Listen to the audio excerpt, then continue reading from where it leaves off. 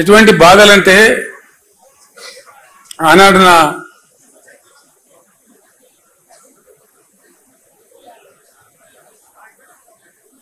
అడ్వైజర్గా సహచరునిగా రాజీ లేని పోరాటం చేసినటువంటి మాన్యులు స్వర్గీయ జయశంకర్ గారు నాతో పాటు ఉండేది. అనుక్షణం ప్రతిక్షణం ఉండేది నాతో పాటు, అన్ని సందర్భాలలో ఉండేది. ఆయన ఎంత గొప్పవాడంటే చాలా మంది జీవితంలో చాలా పనులు చేస్తారు, ఏదో ఒక స్టేజ్లో రాజీ పడిపోతారు. ఎందుకు పడతారో తెలియదు. కఠోరమైన సిద్ధాంతాలు నమ్మినటువంటి కొంతమంది పెద్దలు కూడా ఒక సందర్భం వచ్చేటప్పటికి ఆ సిద్ధాంతాన్ని పక్కకు పెట్టి కూడా కొన్ని పనులు చేస్తారు. ప్రొఫెసర్ జయశంకర్ గారికి ఉన్న ఒక గొప్పతనం ఏంటంటే ఆయన ఆజన్మ తెలంగాణవాది, ఆజన్మ అన్కాంప్రమైజ్డ్ తెలంగాణ ఫైటర్, అన్డౌటెడ్లీ. ఎందుకంటే ఒక 14-15 ఏళ్ళు సుదీర్ఘంగా ఆయనతో పాటు నేను కలిసి పనిచేసిన కాబట్టి అనేక సందర్భాలలో ప్రయాణంలో కావచ్చు, ప్రస్థానంలో కావచ్చు, చర్చలలో కావచ్చు, ఎంత గొప్పవాడు ఆయన అంటే ఈ టైంలో నేను ఆయన స్మరించుకోకుండా ఉండలేను. అట్లాంటి మనుషులు అరుదుగా ఉంటారు ప్రపంచంలో. ఎక్కడి నుంచి ప్రారంభమైంది సార్ మీ ప్రస్థానం అంటే హైదరాబాద్ స్టేట్గా ఉన్నప్పుడు, అక్కడ ఆంధ్ర రాష్ట్రం ఉన్నప్పుడు నిజాం రాజు పెట్టినటువంటి పాఠశాలలు ఉండేవి మన దగ్గర. మల్టీపర్పస్ హై స్కూల్స్ కావచ్చు, మరొకటి కావచ్చు. మర్కజీ స్కూల్ అని ఒకటి ఉండేది వరంగల్ టౌన్లో. ఆ మర్కజీ స్కూల్లో ఆయన విద్యార్థిగా ఉండే టైంలో ఆంధ్ర ప్రాంతం నుంచి ఉన్నటువంటి ఆనాటి అయ్యదేవర కాళేశ్వరరావు వగైరా వగైరా వ్యక్తులు వచ్చి తెలంగాణ ప్రజలను మానసికంగా సిద్ధం చేయడానికి కొన్ని ప్రయత్నాలు చేసేవాళ్ళు. దానిలో భాగంగా ఆయన వచ్చి మీ తెలంగాణ భాష మొత్తం చెడిపోయింది, కులిపోయింది, మీ తెలంగాణ భాషలో బాగా ఉర్దూ ఉంటుంది, మీది స్వచ్ఛమైన తెలుగు కాదు అని ఒక హేళన చేసినట్టుగా మాట్లాడుతూ మీరు సంస్కరించబడాలి, మిమ్మల్ని సంస్కరించడానికి మేము ఆంధ్ర ప్రాంతం నుంచి వస్తాం అంటే వీళ్ళు లేచి జై తెలంగాణ అని చెప్పి పిడికిలు బిగించి రాళ్ళు విసిరేస్తే మొట్టమొదటి లాఠీ చార్జ్ అక్కడ జరిగింది వరంగల్లో ఆ విద్యార్థుల మీద. అంతకు ముందు కూడా ఖమ్మంలో కొంత జరిగింది, కానీ ఇది తెలంగాణ ఏర్పాటు అయిన తర్వాత ఖమ్మంలో జరిగింది. తెలంగాణ ఏర్పడక ముందు హైదరాబాద్ స్టేట్గా ఉన్నప్పుడు జరిగిన సంఘటన ఇది. అక్కడి నుంచి ఆయన ఏ రోజుకైనా సరే తెలంగాణ తన అస్తిత్వాన్ని కోల్పోకూడదు, తెలంగాణ తెలంగాణగానే ఉండాలి అని మనసులో పూర్తిగా బాగా సంకల్పం తీసుకొని ఆయన జీవితకాలం అంతా కూడా పనిచేసింది. ఎట్లా దోస్తే అట్లా, ఆయనకి ఎంత చేతనైతే అట్లా. ఆనాడు ఉన్నటువంటి ముఖ్యమంత్రి బ్రహ్మానంద రెడ్డి గారు స్వయంగా పిలిచి బెదిరిస్తే కూడా నేను ఊసి చేస్తామంటే చేయండి సార్, మీ చేతిలో అధికారం ఉంది, నేను మాత్రం తెలంగాణ పందా వీడే ప్రశ్నే లేదు అని చెప్పి నిలబడ్డ దీశాలు. అట్లా ఇంక అనేక సందర్భాలు, అనేక బెదిరింపులు, అనేక ఇది. ఒక తీయటి అనుభవం ఏంటంటే వారితోని వారు ఎంత అన్కాంప్రమైజ్డ్, ఎంత రాజీ లేని పోరాట పందా ఉన్న వ్యక్తి అంటే సరే జరిగింది, జరుగుతా వచ్చింది, చరిత్ర అంతా జరిగింది, విలీనమైంది. విలీనం టైంలో సిటీ కాలేజ్ దగ్గర 7 విద్యార్థులను చంపేసినారు కాల్పులలో. అవన్నిటికి సాక్షి ఆయన. తదనంతరం తెలంగాణ ఉద్యమం కోసం కూడా పరితపించిన వ్యక్తి. 69లో ఉద్యమం వచ్చింది, చాలా ఉవ్వెత్తున ఎగిసిపడ్డది. చాలా మంది పెద్దలు పోరాటం చేసినారు, వాళ్ళని కూడా మనము సదా స్మరణీయులు. వాళ్ళు నా ముందు కూర్చున్నారు విజయసింహారెడ్డి గారు, నల్గొండ నాయకులు. వారి తండ్రి గారు బ్రహ్మాండమైనటువంటి కృష్ణారెడ్డి గారు ఆ రోజు పోరాటంలో అగ్రభాగంలో ఉన్నారు. నా పక్కన ఉన్న పోచారం శ్రీనివాసరెడ్డి గారు 69లో ఇక్కడ ఇంజనీరింగ్ కాలేజీ విద్యార్థిగా ఉంటూ పాలిటెక్నిక్ కాలేజీలో అనేక సార్లు లాఠీ దెబ్బలు తిని జైలుకు పోయినారు. ఇట్లా చాలా మంది గురించి చాలా మందికి తెలియదు. అనేకులు పనిచేసినారు, పని చేయలేదని ముచ్చట్లేదు. వారందరూ కూడా మనకు సదా స్మరణీయులు. వాళ్ళందరికీ మనం చేయెత్తి మొక్కాల్సిందే. ఉవ్వెత్తిన ఎగిసిపడ్డ ఆ ఉద్యమం కొద్దిగా పందా యొక్క లోపం వల్ల, వ్యూహ లోపం వల్ల అది ఘోరంగా విఫలమైపోయింది. విఫలమైన తర్వాత కూడా జయశంకర్ గారు తన పందా వీడలే. ఆయన రాస్తూనే ఉన్నాడు, సమీకరిస్తూనే ఉన్నాడు, ప్రతి సంవత్సరం బడ్జెట్లు అనాలిసిస్ చేస్తూనే ఉన్నాడు, తెలంగాణకు జరిగే అన్యాయాలని రికార్డు చేస్తూనే ఉన్నాడు. ఆ రోజుల్లో కంప్యూటర్ ఉండేది కాదు. కంప్యూటర్ వచ్చేదాకా, కంప్యూటర్ వచ్చిన తర్వాత కూడా ఆయన రికార్డు చేస్తూనే ఉన్నాడు. చేసి జరుగుతూ ఉండే. నేను అడిగిన ఒక రోజు, జయశంకర్ గారు 69లో ఘోరమైన వైఫల్యం వచ్చింది కదా, ఇంకో విచిత్రమైన విషయం మీకు గుర్తు చేయాలి. నేను ఇవి అవసరం, మనకు తెలియాల్సిన అవసరం ఉంది. మీరంతా ఈ స్టేజీ పైన కానీ కింద కానీ అతి ముఖ్యమైన నాయకులు ఉన్నారు కాబట్టి ఈ విషయం నేను మీతో పంచుకోవాలని అనుకుంటా ఉన్నా. 69 ఉద్యమంలో ప్రధానమైనటువంటి అంశం ముల్కీ రూల్స్, చాలా ప్రధానమైన అంశం. ఆనాడు ఉన్నటువంటి యువకులు, చదువుకుంటున్న విద్యార్థులు, ప్లస్ ఉద్యోగులుగా ఉన్నటువంటి వాళ్ళు, మన టీఎన్జిఓలు, వాళ్ళు కూడా బాగా హైలైట్ చేసి కొట్లాడిన విషయం ఏంటంటే ముల్కీ రూల్స్. మేము చదువుకుంటే ఏం లాభం, మా ఉద్యోగాలు మాకు వస్తలేవు కదా, తస్కరించబడుతున్నాయి కదా అనేది మేజర్. నీళ్ళ విషయంలో అప్పుడు కాలాలు కొంచెం బాగుండేది, వర్షాలు బాగా కురిసేది. ఈ మన మన మన ఉద్యమ ప్రస్థానంలో జరిగిన ప్రస్తావన తక్కువ ఉండేది అప్పుడు, కానీ ప్రధానంగా ముల్కీ రూల్స్ మీదనే ఉండేది. ఒక విచిత్రమైనటువంటి పరిస్థితి ఏంటంటే ముల్కీ రూల్స్ పేరిటనే అసలు అందులో పాల్గొన్న వాళ్ళు చెప్తే కళ్ళకు నీళ్లు వస్తాయి మనకు. రాజ్భవన్ గేట్ ఎదురుగా ఒక సంఘటన, వాళ్ళు బుల్లెట్లు కొడతా ఉంటే వీళ్ళు రాళ్ళు కొడతా ఉన్నారు, చచ్చిపోతున్నారు.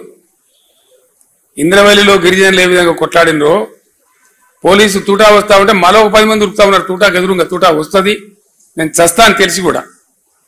అంత ఆవేశపూరితంగా ఉద్యమం జరిగింది. చచ్చిపోయినారు, 8-9 మంది చచ్చిపోయినారు ఆ రైలు పట్టాల మీద పడి, రాజ్భవన్ ఎదురుగానే.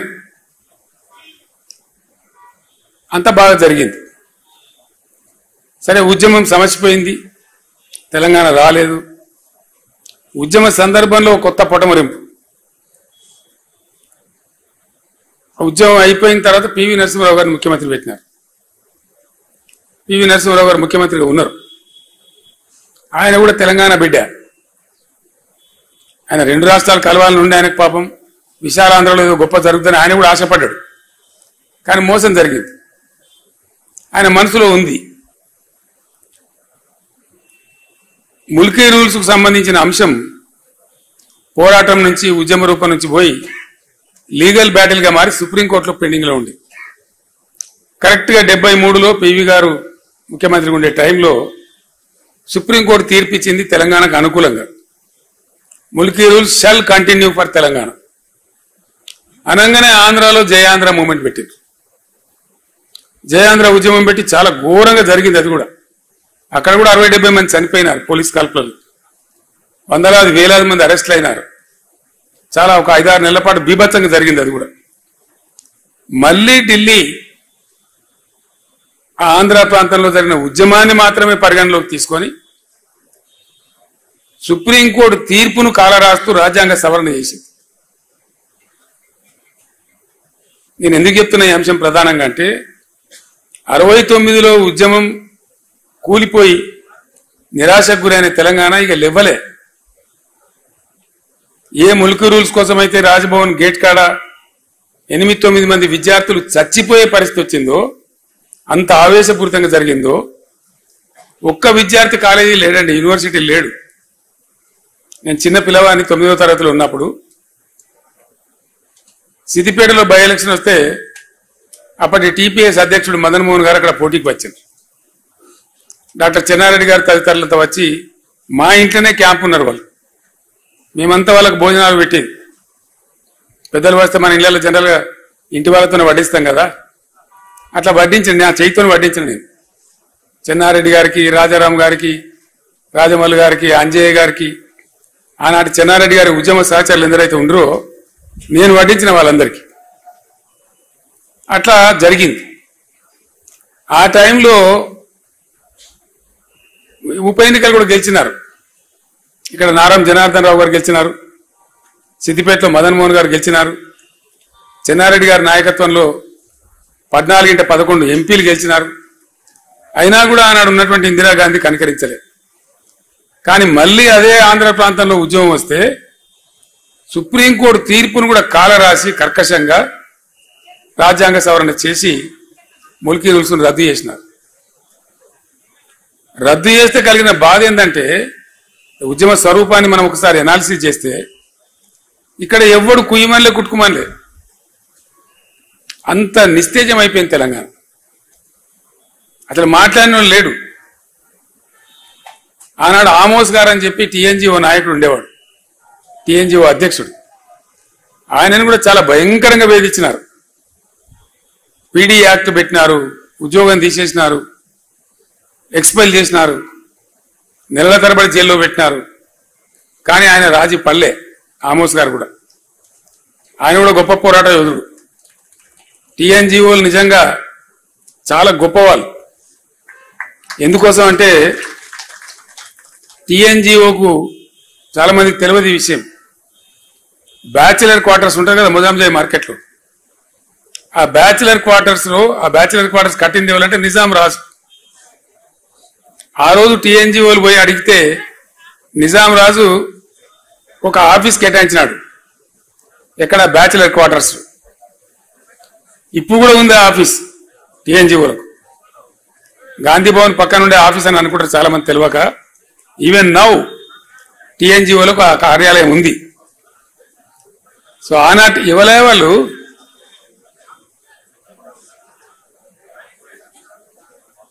వాళ్ళకి సబ్జెక్ట్ పట్టలేని వాళ్ళు మనం పంపిస్తే మంచిది అడిగి. ఆ టీఎన్జిఓ కార్యాలయం ఇప్పుడు కూడా ఉంది. తమాష ఏంటంటే ఆంధ్రప్రదేశ్ ఏర్పడి 58 సంవత్సరాలు ఆంధ్రప్రదేశ్గా కొనసాగినా టీఎన్జిఓలు మాత్రం వాళ్ళ ట్యాగ్ తీసేసుకోలేదు. ఎంతమంది ముఖ్యమంత్రులు, గివ్ ఏ బిగ్ హ్యాండ్, ఇంతమంది ముఖ్యమంత్రులు ఉన్నారు కదా. స్వామిగౌడ్ గారా వారు టీఎన్జిఓ అధ్యక్షులుగా పనిచేసిన ఉద్యమంలో ఉరువు తొలగించారు. దేవి ప్రసాద్ గారు ఉన్నారు. వాళ్ళు ఎన్నడూ కూడా ఆ టీఎన్జిఓ ట్యాగ్ తీసేయలే. ఒకటే స్టేట్ కదనా, ఎందుకయ్యా మళ్ళీ తెలంగాణ పేరు మీద ఉద్యోగ సంఘం అంటే మేము తెలంగాణ ఉద్యోగ సంఘంగానే ఉంటాం, మంచి అయినా సరే చెడ్డ అయినా సరే అని ఉన్నటువంటి ఒక గొప్ప సంఘం టీఎన్జిఓ సంఘం. కొద్దిమంది అంటే జయశంకర్ లాంటి వాళ్ళు, టీఎన్జిఓ లాంటి వాళ్ళు అక్కడోళ్ళు తమ పట్టు మీద ఉన్నారు. మనసులో ఉన్న భావాన్ని అట్లా పెట్టుకొని ఉన్నారు. దిక్కుమొక్క లేకపోయినా ఉన్నారు. ఇట్లా ఉండే తెలంగాణ. నేను జయశంకర్ గారిని అడిగిన, సరే ఉద్యమం ఆరిపోయింది, ఎక్కడ లేకుండా అయిపోయిండు, ముల్కీ రూల్సే రద్దు చేస్తే మాట్లాడేవాళ్ళు లేకుండా పోయిండు, మరి మీరేం చేసింది సార్ అని అడిగింది. ఏం లేదు, లెక్కలేసుకుంటా కూర్చున్నా, ఎక్కడన్నా సుఖదగి పడేట్టు మీటింగ్ పిలిస్తే పోదుంటి, అందులో భాగంగా మీ దుబ్బాక కూడా వచ్చినా అని చెప్పిండు ఆయన. మీ దుబ్బాక ప్రాంతమే కదా, అక్కడ కూడా వచ్చినా అని చెప్పిండు. ఎంతమంది వద్దరు మీ మీటింగ్లో కొని అడిగిన నేను. ఓ 15 మందో 10 మందో 20 మందో వచ్చేది. అక్కడికే మేము తృప్తి పడేది అన్నాడు. ఎందుకు ఆ ఉద్యమ ఆ సభలు ఎందుకు కొనసాగించిండ్రు అంటే ఆయన నికార్సైన తెలంగాణ వాది కాబట్టి నాతో ఒక మాట చెప్పిండు. ఏనాటికన్నా ఓ కేసీఆర్ లాంటి ఒక రాకపోతాడా తెలంగాణకు? వచ్చే నాటికి ఎవడన్నా ఒకడు వస్తే తాలూకాకు 10 మందో 15 మందో రెడీగా ఉండాలి తెలంగాణ వాదులు అనే దాంతో మేము కొనసాగించినాము.